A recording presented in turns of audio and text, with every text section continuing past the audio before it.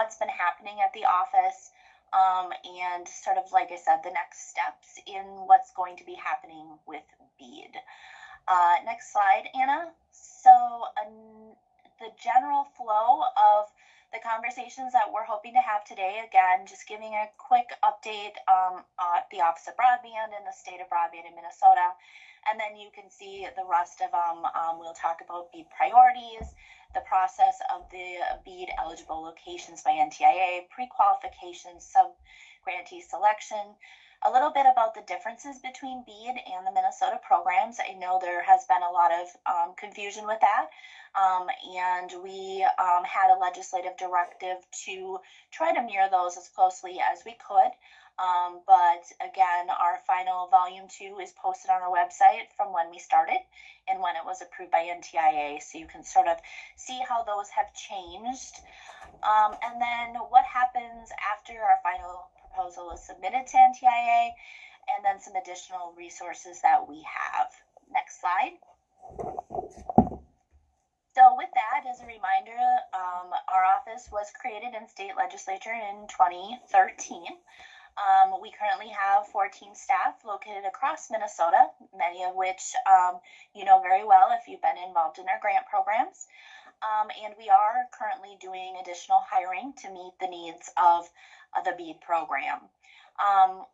We have currently the border-to-border grant program, the low density program, and the line extension. So those are the programs that we have historically worked with.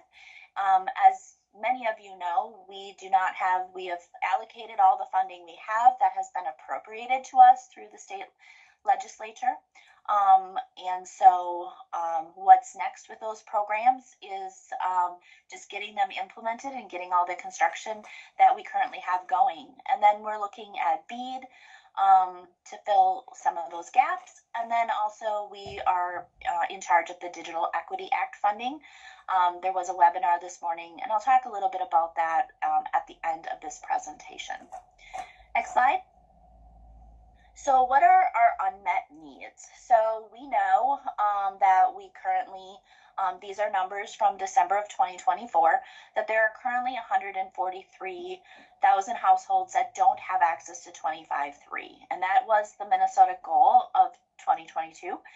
And then you can see the 189,000 without access to the 100 by 20, which is our 2026 goal. Diane will go into a little bit more details on eligibility, but we're estimating that of those amounts, that about 81,000 of them would be eligible for BEAD funding. So just a reminder that the speed goals of BEAD are different than what we have here in Minnesota of a higher standard. And so I know there's always a lot of confusion with that, but we need to focus with the BEAD dollars with what is eligible. And then I just listed some historic data from the previous years. So next slide, please.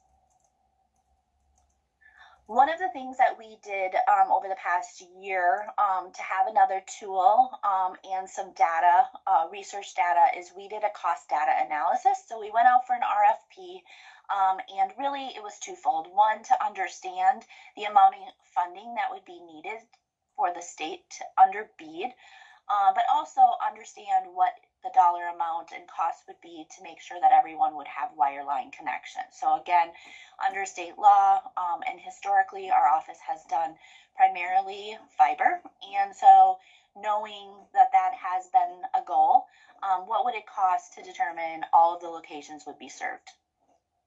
And then just a little bit information of CTC and what they use. So the CostQuest data, NTIA data.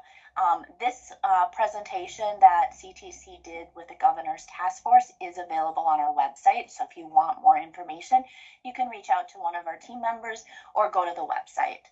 And then finally, what did we find out from this? So next slide there, Anna. The goals of the broadband infrastructure cost analysis was A, universal coverage, using the funding that we have available to the maximum, and then technical feasibility on which technologies would be necessary to be cost effective across the state. Next slide. So what did we find out? And I don't think this maybe would surprise any of you, but currently they used a little different number. So I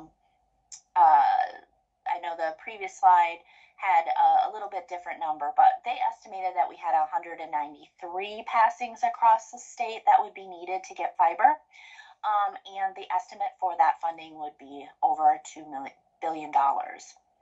Now, when we look at using BEAD dollars with Fiberline, we're estimating there would have been 99,000 that would be under BEAD, and it would be $1.1 billion in needed cost. If we served with BEAD 100%, they would get fiber.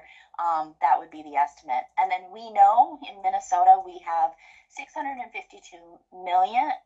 However, our estimate for actual infrastructure dollars, taking away all of the additional requirements with the program and costs, we're estimating around 628 million available in grants. And with that, we are projecting we may get to 90,000 locations by fiber, which you can see that leaves about 9,000 locations that we would have to look at alternative technology in order to stay within the 628 million. Again, these are estimates, but do give us some data to sort of understand the funding mechanisms and the restraints that we have here in the state. All right, next slide. So as a reminder, and many of you probably are aware, again, the border-to-border grant program and low density were really competitive grant programs to help make the business case and have a public-private partnership to get internet across Minnesota.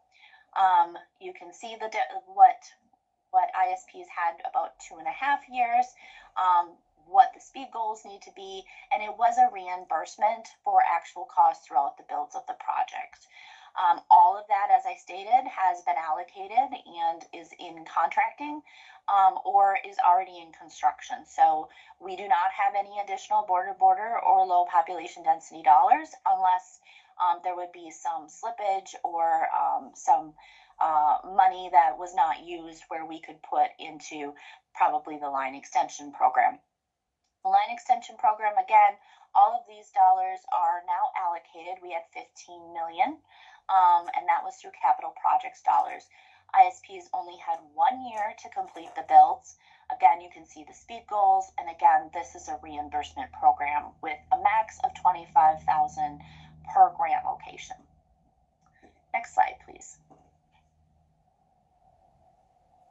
And here is just some historic data. I think it's really important to recognize the hard work that we have done across the state with our internet service providers and partners. But over the years, with border-to-border and low population, over $400 million of grants have been awarded. And look at the local match. So everybody has stepped up, and there's at least 50% across all of our programs with local match dollars. And we have been able to serve around 119,000 homes and businesses. As of December, we are hoping we can get all of the round 5 and 6 grant rounds closed up, and we are focusing then on 7 through 10 grant rounds. So you can see right there that the grant administrators are very busy with over 121 active projects and construction going on in the state already, and that doesn't obviously include BEAD. All right, next slide. And then with the line extension, just a quick update on numbers there, if that's something of interest to all of you. But that has been a really, has shown a really good program that really provides some gap needed. And, you know, as we look at this with the BEAD program and as our staff, we talk about this, that this is a program that probably will really help with the BEAD gaps that we may see as well, making sure that the line extension program can continue in the future to fill those gaps.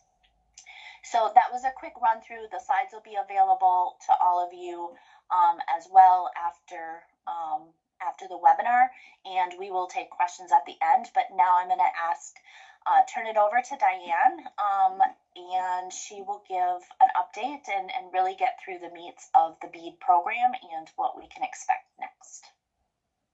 Thanks, Bree. This slide just shows the full dollars allocated to Minnesota for the BEAD program, and then what's been allocated for the digital equity or digital opportunity program. So our allocation for BEAD, which is the infrastructure program, is almost $652 million, and we have about 81,000 locations that are eligible for BEAD or were submitted on the preliminary list. We're waiting for NTIA approval. And the current federal guidance is once a contract is fully executed, and we are a little bit out from being able to engage in contracting, but there is 4 years to construct. Next slide.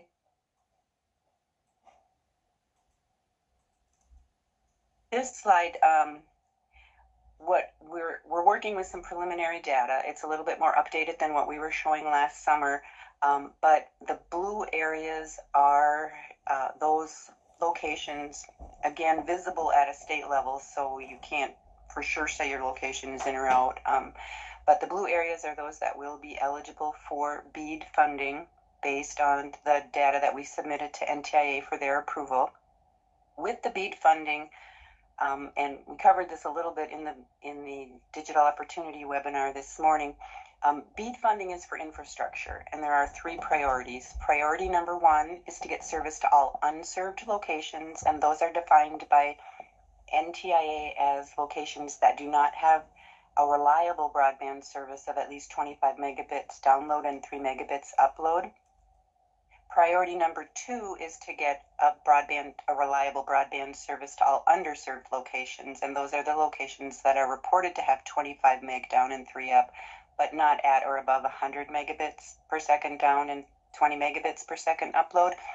And one big distinction between how we have operated our border-to-border and low-density and line extension programs in the past is the state's programs have relied on a wired broadband service delivering those speeds. The speed breakdowns are the same, but the technology is a bit different.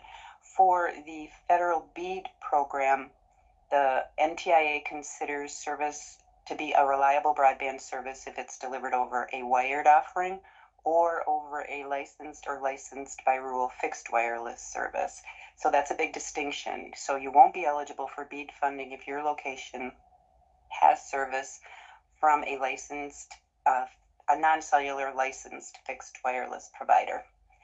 And we anticipate using all of our funding, the $651 million, for priorities 1 and 2. The third priority of BEAD funding is to get gigabit symmetrical speeds to community anchor institutions. We don't believe that we will have funding for that. And then any funding left over, which again, we don't believe we'll have in Minnesota, is for non-deployment uses. So there will be some variations by states, and kind of the Mississippi River is a breakdown. If you're west of the Mississippi River, you probably didn't get enough BEAD allocation from NTIA to go beyond the 3 infrastructure priorities. If you're east of the Mississippi River, you may have adequate funding to get a reliable broadband service to all of your unserved, underserved, and community anchor institutions, and have funding left over to use for non-deployment uses, which are more of those digital opportunity type uses. Next slide, Anna. I know everyone's been kind of asking when we're going to be able to roll out the BEAD funding. These are all tentative dates, but to aid in the discussion, we have put some dates into the framework that was outlined in our approved volume 2. And the gray shaded boxes are kind of those that have occurred, and then the dark blue are the future actions under the BEAD program. So on May 29th, our BEAD volume 1 was approved, and so we could commence our BEAD challenge process. And that challenge process was held over the summer and into the fall to establish that final list of locations that are going to be eligible for BEAD funding. At the same time, we were busy with curing our volume 2 to get it into a form where NTIA would actually approve it. And that occurred on October 3rd of 2024. That's an important date because 1 year from the date of your approved volume 2 is when you have to submit your final proposal. And so Minnesota's final proposal will be due October 3rd of 2025. We did, like I said, conduct the BEAD challenge process, and we submitted what the data indicates would be the final list of BEAD eligible locations from that challenge process to NTIA on December 18th, and we are on our second round of curing that list with them now. Going forward in the January-February 2025 timeframe, we are doing the pre-qualification process for interested applicants, and we did post information on the material that will be required for that pre-qual process on the website last week. And in the meantime, we're waiting on NTIA to approve that final list of locations that will be eligible for BEAD funding. We know that's important to the providers so that they know the locations that they can apply for. And then these dates, again, specific dates, very tentative, based a lot on when we get that final list of BEAD eligible locations approved by NTIA, and then some of the mechanics between rounds may cause dates to shift. But we are anticipating that the first sub-round selection would open March 10th and close April 7th. This first sub-round, and we're calling it the first round of BEAD. We're also calling it 11A because we had 1 through 10 rounds of our border-to-border program, and so to minimize confusion, we are calling it also 11. But it will be for fiber projects only, or priority projects, and then applicants will be able to create their own project areas in their application submission. Once we go through that list and determine who we would likely award, we will open up with the remaining eligible locations crafted into project areas by our office. That was a requirement by NTIA. We could not, in round 2 and 3, let the applicants pick their project areas. NTIA required that our office create those project areas. So we will be doing that prior to April 23rd, and then open that up as the second subgrantee selection window. And here we'll be looking at applications from all technologies, and again by those project areas defined by our office. And that window would close May 21st. And then we will go through those, determine which ones to award. There could be overlapping, so we'll have to run them through the scoring rubric. And then we would open up the third subgrantee selection round under the BEAD program, or round 11C, and that would be June 19th to July 10th. At that point, we'd have the extremely high cost per location threshold nailed down. Again, it would be all technologies, and it would be applications by project areas defined by our office. And then from that window, July 10th to September 3rd, we would be finalizing that list of all of the selected subgrantees, taking it to the commissioner for approval. NTI requires meetings with them, and then a 2-week public comment period. And then we would submit the Minnesota BEAD final proposal to NTIA for its approval by that 365-day deadline, which is October 3rd of 2025. So that's where we are at right now. There's a lot of work between these rounds. Some of it, will depend on what we get and what we see, but that's the rounds with the dates as best we can put that forward today. Next slide, Anna.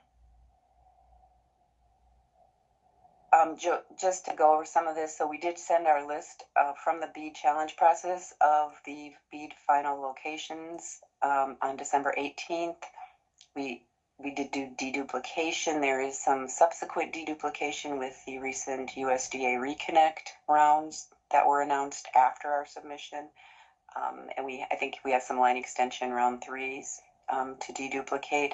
And that will be an ongoing process to cure that list with NTIA until their approval. And then we'll have that final list. Should there be any other awards with public funding, those would back out of the list going forward. But we would use that final approved list to open up the grant round. We aren't sure of NTIA's timeline for approval, but we are using mid-February to set our other dates. And then only those locations on that NTIA approved list of BEAD eligible locations will qualify for BEAD funding.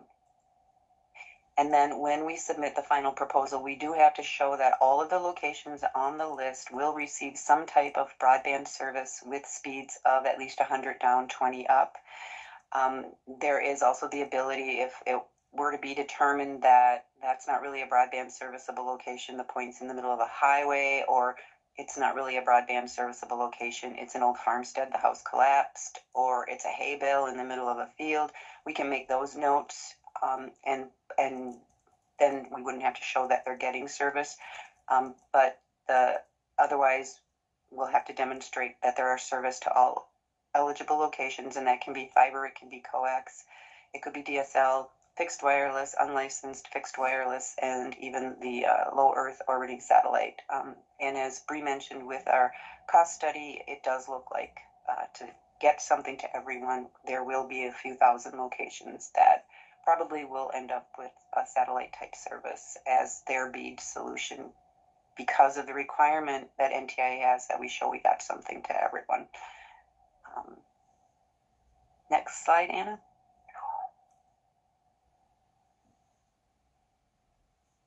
All right, like I mentioned, we posted pre-qualification information on the website last week. It is a draft. We will continue to work on that as we get questions to make things clear, as NTIA might come out with additional guidance.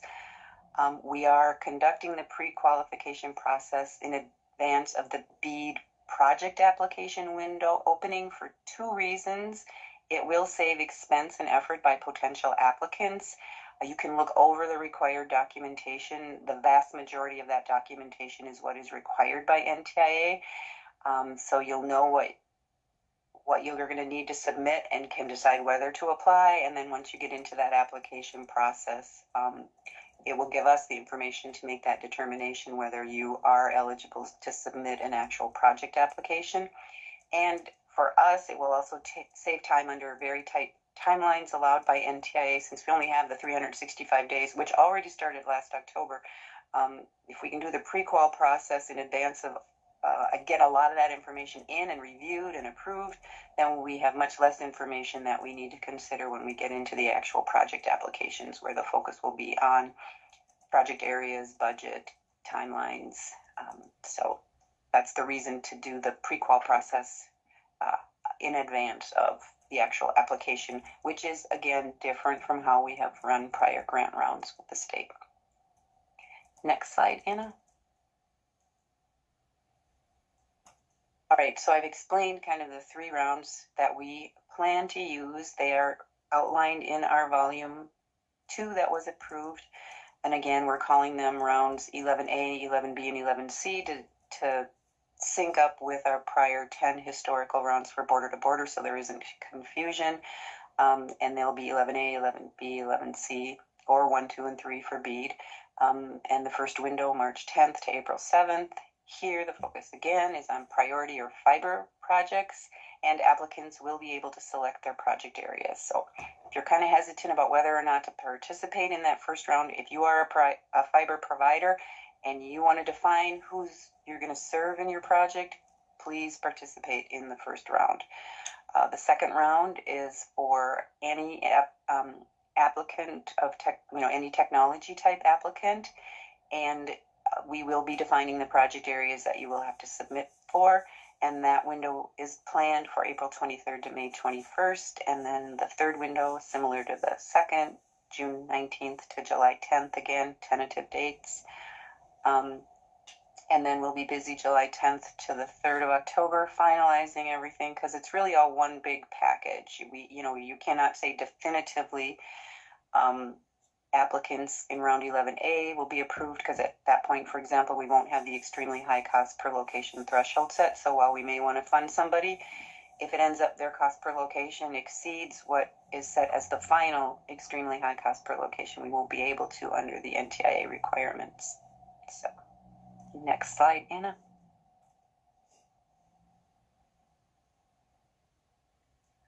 All right, this map, it's a little bit confusing because the color schemes are the same, but the map on the left-hand side is, if you go to our new interactive map, which has the new data, and you pull up the layer showing areas of the state that would would be eligible for the border-to-border or low-density program if we had funding to offer those, and remember, those are based on wireline service, then you would see the map on the left. And the color scheme on the left, pink are unserved areas and are eligible. Purple is underserved and are eligible. Green are served and are ineligible. And then the blue areas on the left are those projects that have been approved for funding but are not yet constructed. So those locations under those blue areas are going to get a broadband service, a wired broadband service, and would not be eligible for our historic border-to-border low-density programs. If you look at the map on the right, the pink means the same, it's unserved. The purple is underserved. The green is served. But here, the blue means those are BEAD eligible locations.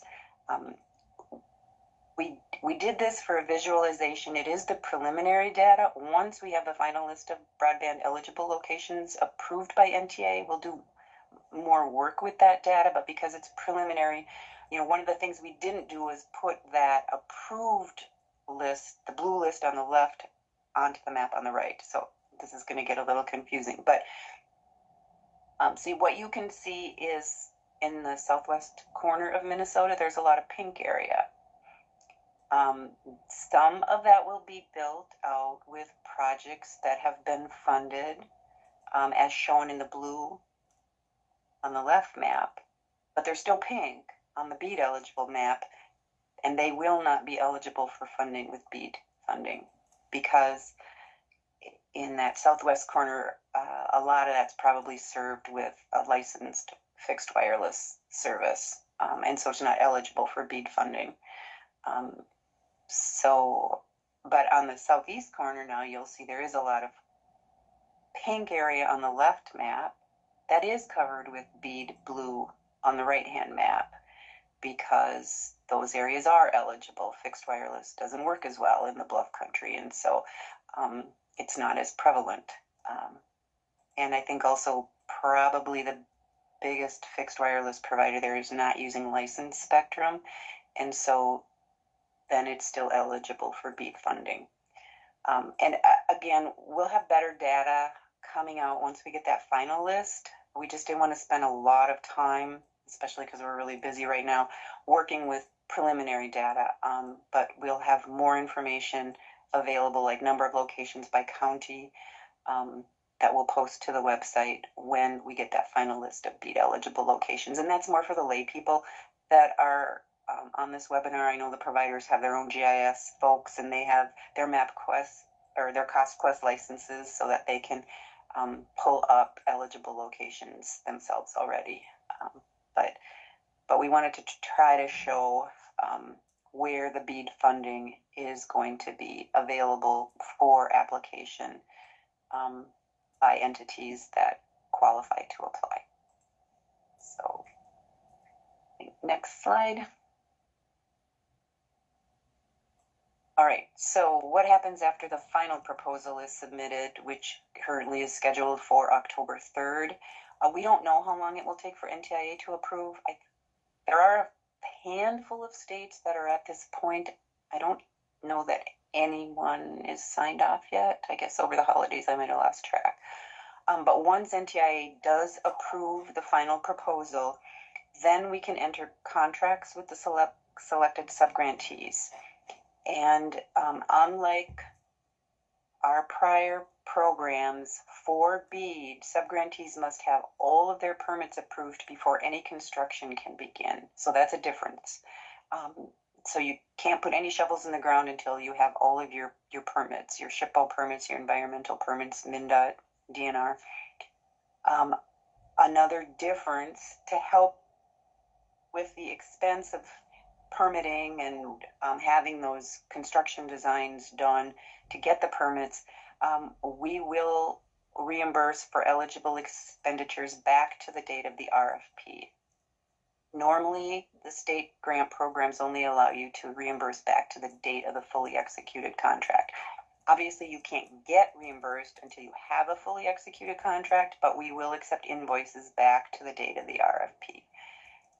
And at this point, we're looking at the RFP being published in late January or early February.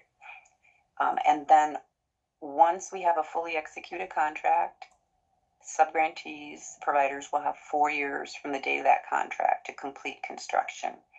So again, while we might get NTIA approval of our final proposal, maybe December of 2025, January 2026, a provider or a subgrantee may not want to sign that contract right away because that starts their 4-year clock.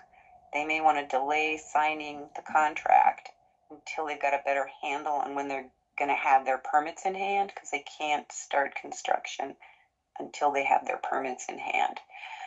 So there likely won't be a rush to get those fully executed contracts because that starts the clock ticking. There is the possibility of a 1-year extension. It's still a little fuzzy as to actually whether our office can award those extensions or whether it has to go through NTIA. But in any event, there is a time limit on getting the projects completed.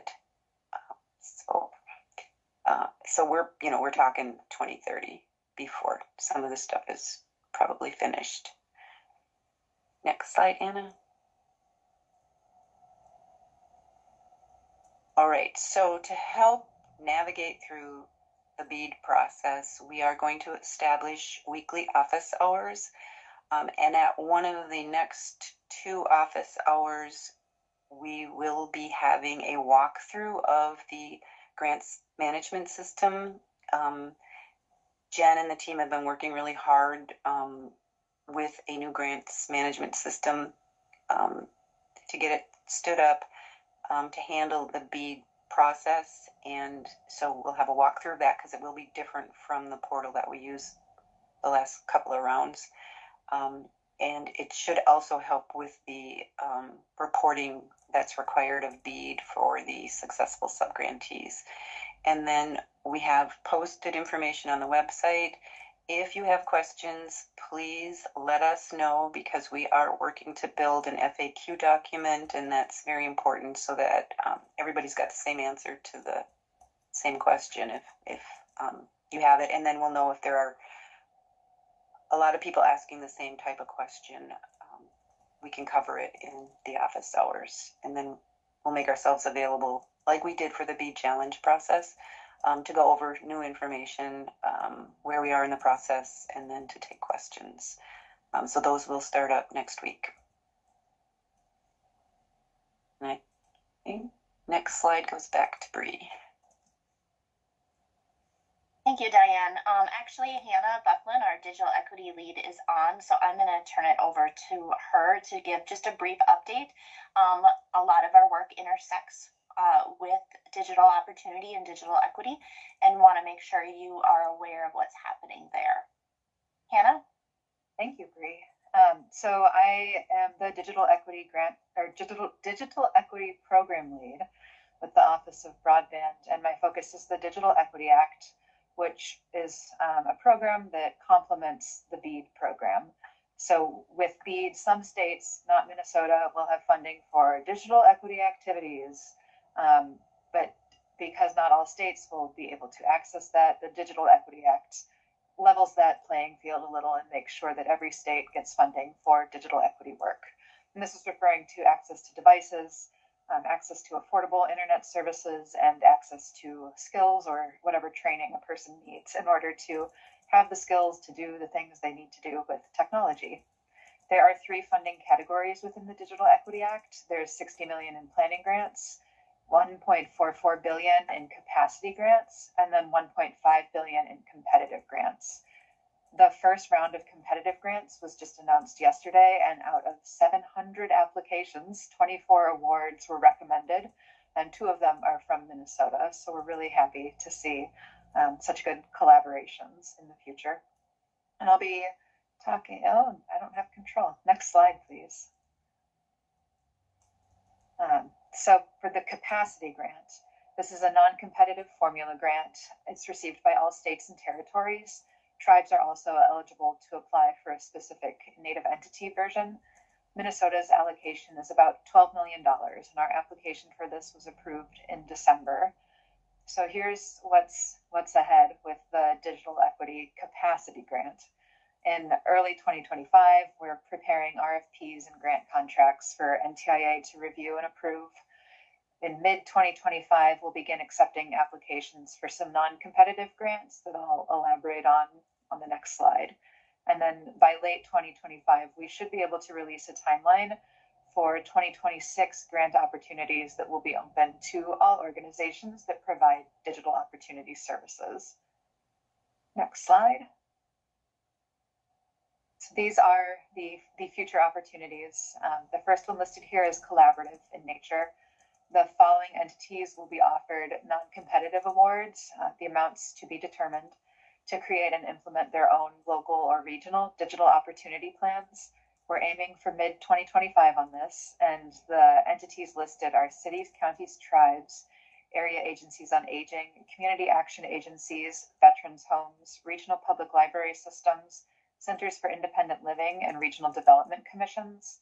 These organizations were chosen because they align closely with the list of covered populations that NTIA provides, and we have to make sure that we are addressing the needs of these covered populations with this grant program. The second opportunity listed here is a networking opportunity. The Office of Broadband will pilot a digital opportunity leaders network that will combine local energy, regional expertise, and statewide continuity. We're hoping to do this around mid-2025 as well. So what this would look like would be a local organization participating with a regional partner who ties that region together to share information about digital opportunity activities, opportunities, etc. And then at the state level from Office of Broadband, there would be additional coordination to ensure that every bit of information we have about digital opportunity programs and services is reaching those local providers. And then last here is a competitive opportunity.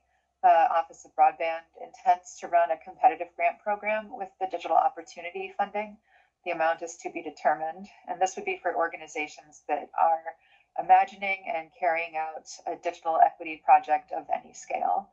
We know that competitive grant opportunities can often be antithetical to the basis of equity.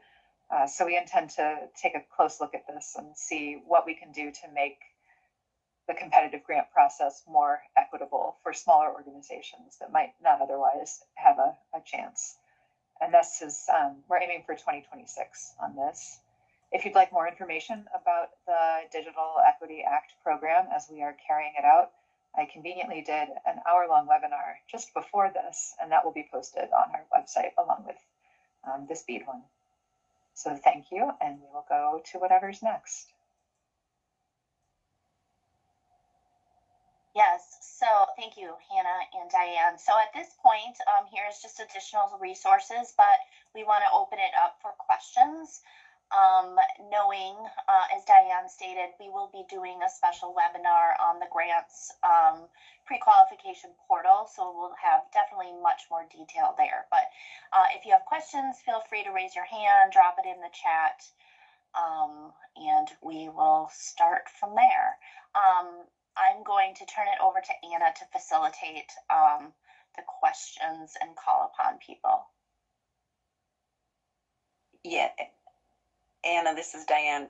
Paul had a question about how we might define project areas. Our preliminary discussion has been on census block groups.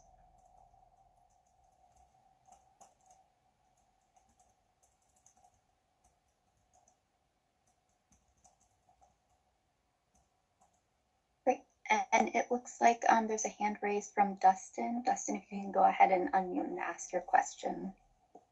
I was wondering, we do across the board, and we do also MDU specific things. Is that something you guys have as an option? It's just MDU, and those communities, things like that. That's have to be like a whole like area. Does it make sense? Clearly or not clear. unfortunately, I think you're cutting in and out there. Maybe you'll have to add your question to the chat. I was not able to get the question. Okay, sorry about that. Can you hear me now? It's still spotty. Okay. It's not me for any reason. I'll try to figure it out.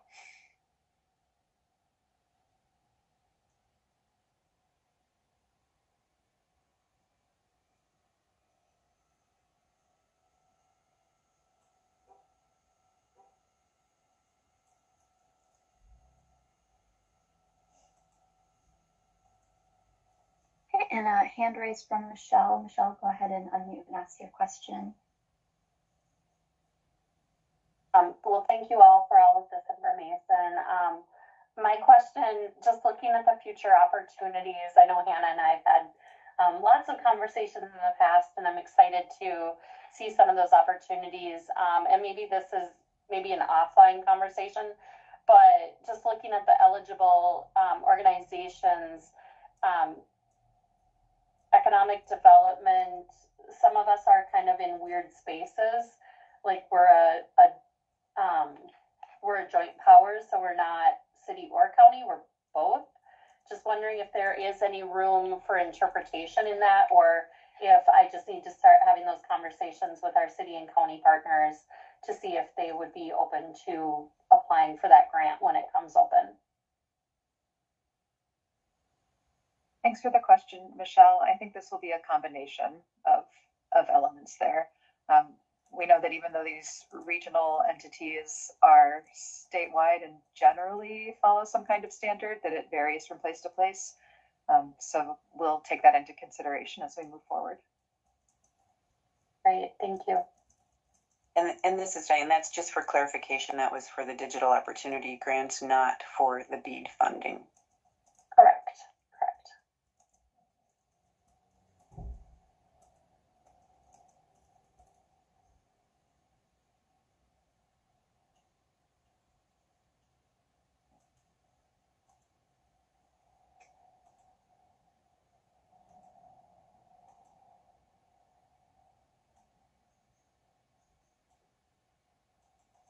Other questions, comments, things we can try to clarify?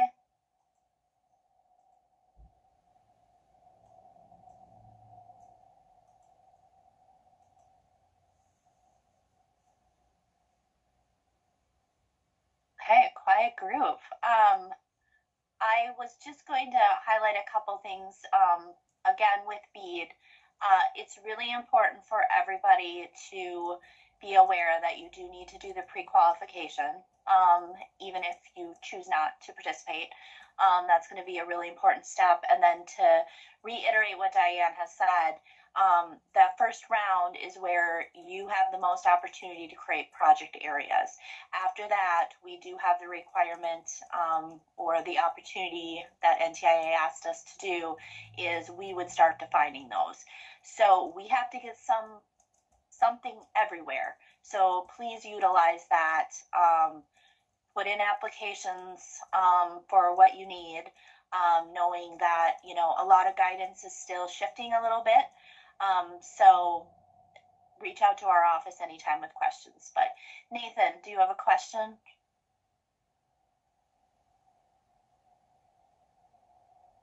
There we go. You got me? Yep. I just wanted to chime in briefly and say thank you to you, Bree and Diane and Hannah and the rest of your team. You guys have been just fantastic resources through all this, and just say thanks on behalf of all 87 Minnesota counties who I know are thinking hard about these applications and working to partner with their ISPs. So just wanted to add that as a happy note at the end of the call. I know you guys are working real hard on this stuff. Well, we really appreciate that. Certainly, we have not done this alone, so appreciate all of the partnerships that you have all provided. And during this process, your patience and understanding as we're, you know, we sort of had a vision, I think good or bad. Being an office that has been doing this for many years posed a lot of great opportunities, but also challenges as we're morphing into a different program. So BEAD is not border to border and low population. We we did our very best, and we hope that we can be successful with the BEAD program with all of your partnerships. So I think, thank you to all of you as well, because we certainly can't do this alone. I remind people all the time, we don't actually do the infrastructure. We make sure we have good providers and partnerships across the state that do the hard work. So any other questions, comments?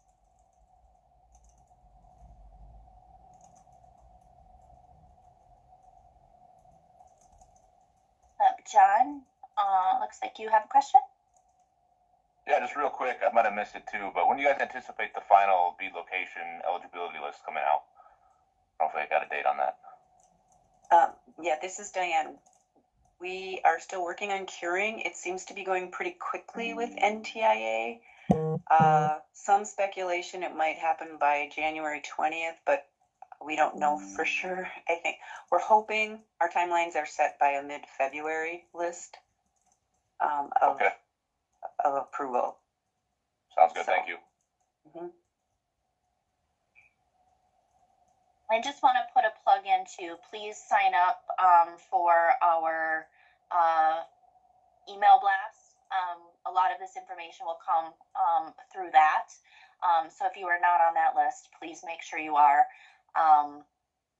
Again, a reminder to Diane, one of those open houses, or not open houses, those office hours will be dedicated to walking through the new grants management system with our partners there, and what will happen next. That's going to be critically important for those of you who are interested in applying.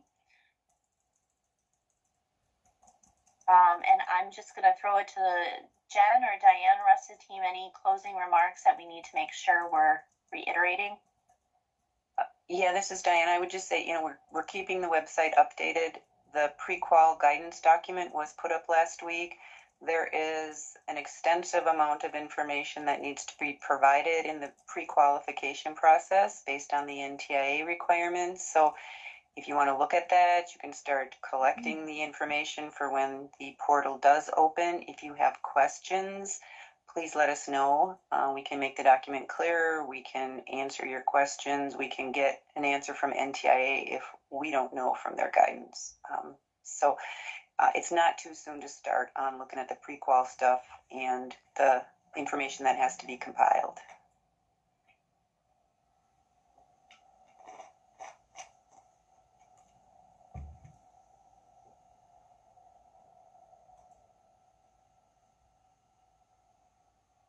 Okay, well, if there isn't anything else, we can certainly stay on a few more minutes if folks would rather not talk to the large group or ask questions. But otherwise, you know how to reach us. Go to our website. We're trying really hard to be transparent and keep the information out there as we know it. But again, be patient as guidance is changing. And we continue to work through all of that. So with that, I guess we can let it go. This will be recorded on the website as well. So